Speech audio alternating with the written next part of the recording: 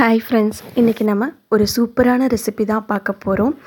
அட்டகாசமான சுவையில் இருக்கும். பரோட்டா, சப்பாத்தி, இட்லி, தோசை, சாதம்னு எல்லாத்துக்கூடையும் இது அருமையாக இருக்கும். கண்டிப்பாக இந்த சைவ குருமாவை செஞ்சு பாருங்கள். ஹோட்டல் சுவையில் அட்டகாசமாக இருக்கும். இதை சிம்பிளாக சட்டுன்னு செஞ்சிடலாம். பரோட்டாக்கு அட்டகாசமாக இருக்கும். கண்டிப்பாக இதை ட்ரை பண்ணி பாருங்கள். இந்த சைவ குருமா நான்வெஜ் சேர்த்து செஞ்ச மாதிரி இருக்கும், ஆனால் அவ்வளோ சுவையாக இருக்கும். கண்டிப்பாக இந்த வெஜ் குருமாவை ட்ரை பண்ணி பாருங்கள். இதை எப்படி செய்கிறதுன்னு வீடியோக்குள்ளே போய் பார்க்கலாம். இந்த சாஃப்டான பரோட்டா கூட இந்த வெஜ் குருமா எப்படி செய்கிறதுன்னு வாங்க பார்க்கலாம். இப்போது நான் ஒரு குக்கர் எடுத்துக்கிறேன். இதில் 3 ஸ்பூன் அளவு நல்லெண்ணெய் சேர்த்துருக்கேன். உங்களுக்கு எந்த எண்ணெய் வேணும்னாலும் நீங்கள் சேர்த்துக்கலாம். எண்ணெய் நல்லா காஞ்சோன்னே ஒரு பட்டை, 2 கிராம்பு, 2 ஏலக்காய் சேர்த்துக்கலாம். 1 ஸ்பூன் அளவு சோம்பு. இது நல்லா வெடித்தோன்னே 2 பெரிய வெங்காயம் இந்த மாதிரி நீல வாக்கில் அரிஞ்சு சேர்த்துக்கலாம். நான் பெரிய வெங்காயமாக 2 சேர்த்துருக்கேன். உங்களோட வெங்காயம் சின்ன வெங்காயமாக எடுத்திங்கன்னா மீடியம் சைஸ்னால் ஒரு 4 சேர்த்துக்கோங்க. நான் பெருசாக எடுத்துருக்கனால 2 வெங்காயம் சேர்த்துருக்கேன். இப்போது இதை நல்லா வதக்கிக்கலாம். இதை நல்லா இந்த மாதிரி பொன்னிறம் ஆகிற அளவு கலந்து விடுங்க. கண்டிப்பாக இந்த குருமாவை ட்ரை பண்ணி பாருங்கள். டேஸ்ட் அட்டகாசமாக இருக்கும். இதே மாதிரி மெத்தடில் தாராளமாக நீங்கள் ட்ரை பண்ணி பார்க்கலாம். சாதம், இட்லி, தோசை, பூரி, சப்பாத்தி, பரோட்டான்னு எல்லாத்துக்கூடையும் இது அட்டகாசமாக இருக்கும். இப்போது இதை நல்லா இந்த மாதிரி கலந்து விட்டுக்கோங்க. அடுத்து 3 பெரிய தக்காளி இந்த மாதிரி நல்லா பொடிசாக நறுக்கி சேர்த்துக்கிறேன். நல்லா பழுத்த தக்காளி 3 பெரிய தக்காளி நான் சேர்த்துருக்கேன். இதையும் சேர்த்து நல்லா இந்த மாதிரி கலந்து விட்டுக்கலாம். நம்ம எந்த அளவுக்கு குருமா வைக்கிறோமோ அந்தளவுக்கு நம்ம வெங்காய தக்காளியெல்லாம் சேர்த்துக்கணும். நான் இன்றைக்கி ஓரளவு இதில் பாதி குக்கர் அளவு தான் வைக்க போகிறேன், அதனால தான் இந்த அளவு சேர்த்துருக்கேன். அடுத்து காரத்திற்கேற்ப 3 பச்சை மிளகாய்.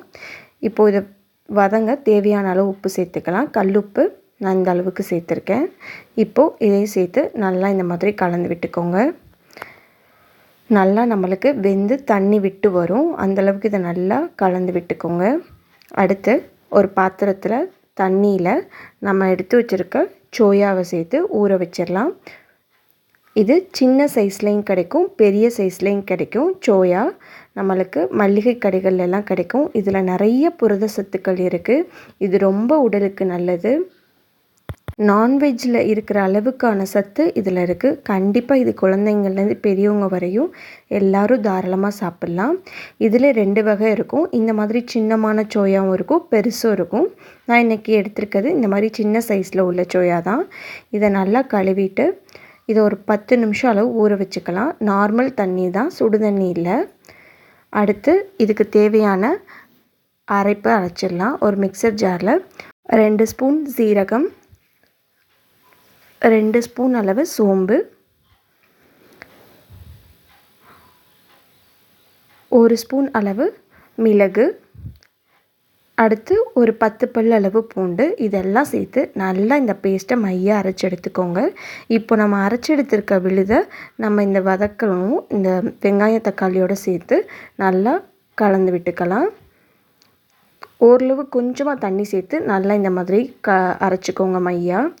இந்த மாதிரி ஒரு முறை செஞ்சு பாருங்கள். சுவை கண்டிப்பாக உங்களுக்கு ரொம்ப பிடிக்கும். இதுக்கு நான் கேரண்டி. கண்டிப்பாக என்னை நம்பி இந்த மெத்தடில் நீங்கள் தாராளமாக ட்ரை பண்ணி பார்க்கலாம். இப்போது இது எல்லாத்தையும் நல்லா கலந்து விட்டாச்சு. ஒரு 10 நிமிஷம் நல்லா சோயா ஊறிருக்கு. இது தண்ணி இல்லாமல் நல்லா இந்த மாதிரி பிழிஞ்சிட்டு நம்ம இதில் சேர்த்துக்க வேண்டியதான். கொஞ்சம் கூட நம்மளுக்கு தண்ணி இருக்கக்கூடாது. சில பேர் இதை சுடு தண்ணியில் ஒரு 10 நிமிஷம் ஊற வச்சுட்டும் இதை இந்த மாதிரி சேர்த்துக்குவாங்க. அந்த மாதிரியும் சேர்த்துக்கலாம், அது உங்களுடைய விருப்பம்தான். இந்த மாதிரி எல்லாத்தையும் நான் தண்ணி இல்லாமல் பிழிஞ்சு எடுத்துக்கிட்டேன். இது எல்லாத்தையும் சேர்த்து நல்லா இந்த மாதிரி கலந்து விட்டுக்கலாம்.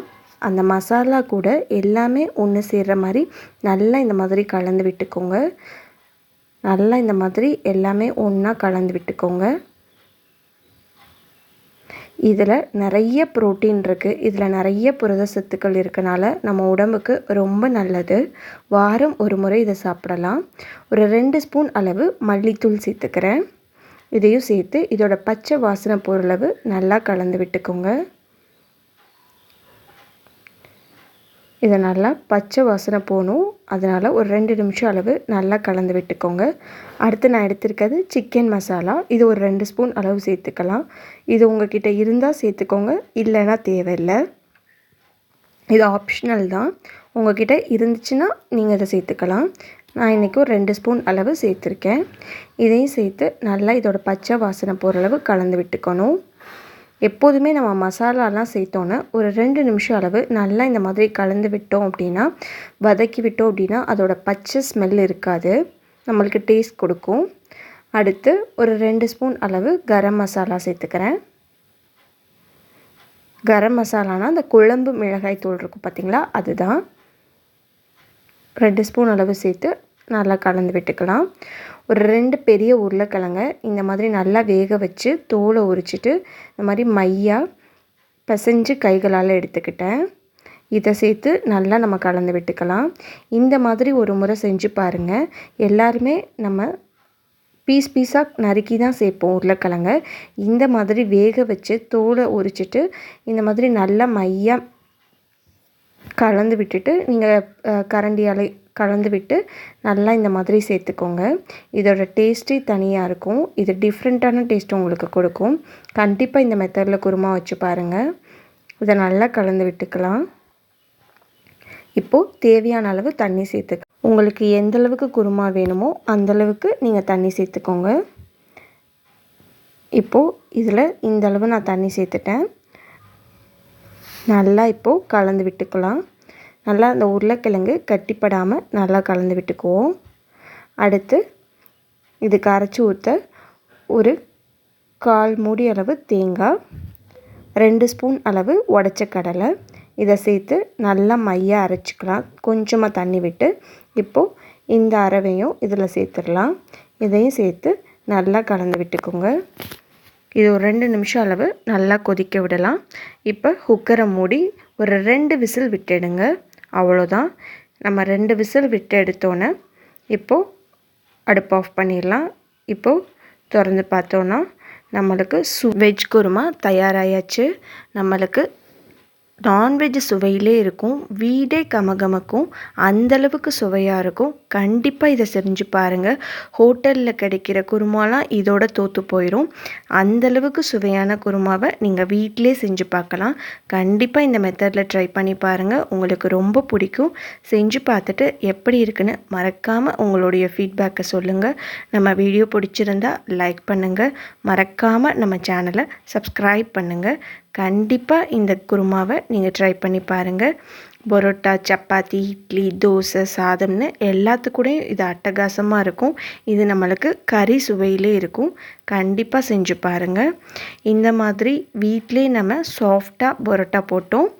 எந்த அளவுக்கு சாஃப்டாக இருக்குது பாருங்கள். நம்ம ஹோட்டலில் கிடைக்கிற அதே சுவையிலே நல்லா சாஃப்டாக பொசு பொசுன்னு இங்கே பாருங்கள். இந்தளவான பரோட்டா நம்ம வீட்டிலே செஞ்சோம். இதுக்கான வீடியோ வேணும்னா சொல்லுங்கள், நான் தரேன். இதோ கூட இந்த குருமாவை வச்சு சாப்பிட்டு பார்த்தா அட்டகாசமான சுவையில் இருக்கும். கண்டிப்பாக நீங்களும் செஞ்சு பாருங்கள். உங்களுக்கு என்ன மாதிரி வீடியோஸ் வேணும், ரெசிபீஸ் வேணுங்கிறத மறக்காமல் கமெண்ட்டில் சொல்லுங்கள். நம்ம வீடியோ பிடிச்சிருந்தா லைக் பண்ணுங்கள். மறக்காமல் சப்ஸ்கிரைப் பண்ணுங்கள்.